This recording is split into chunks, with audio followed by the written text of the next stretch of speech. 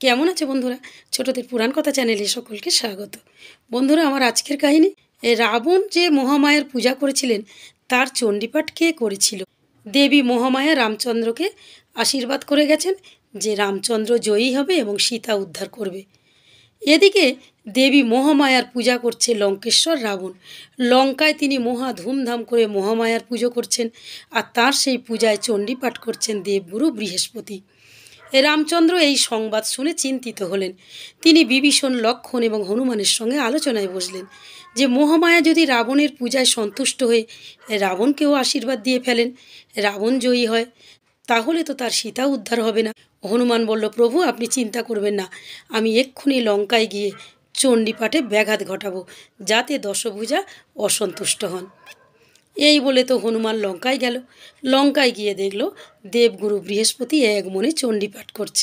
হনুমান গিয়ে একটা মাছির রূপ ধারণ করে সেই পুস্তকের ওপর বসলো। বারবার শ্লোকগুলোর উপর বসে শ্লোকগুলোকে আড়াল করতে থাকলো। বৃহস্পতি বারবার মক্ষিকাকে তাড়াতে থাকলো।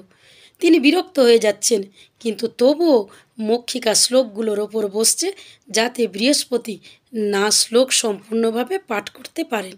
তারপর হনুমান মক্ষিকার রূপ ত্যাগ করে নিজের রূপ ধারণ করলো, আর নিজের রূপ ধারণ করে হই হই রই রই কাণ্ড বাঁধিয়ে দিল। দেবগুরু বৃহস্পতির সঙ্গে লড়াই শুরু করে দিল। তার সেই ভয়ঙ্কর রূপ দেখে বৃহস্পতি ভয় পেলেন। তিনি বইপত্র ছেড়ে পালিয়ে গেলেন।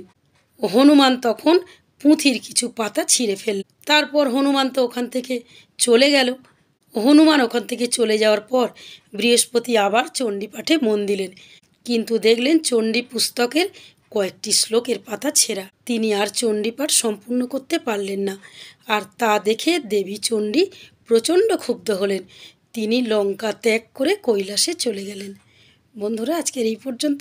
পরের দিন আসবো সম্পূর্ণ নতুন একটা কাহিনী নিয়ে। নিয়মিত আমার কাহিনী শুনতে চাইলে বন্ধুরা আমার চ্যানেলটিকে ফলো করে রেখো।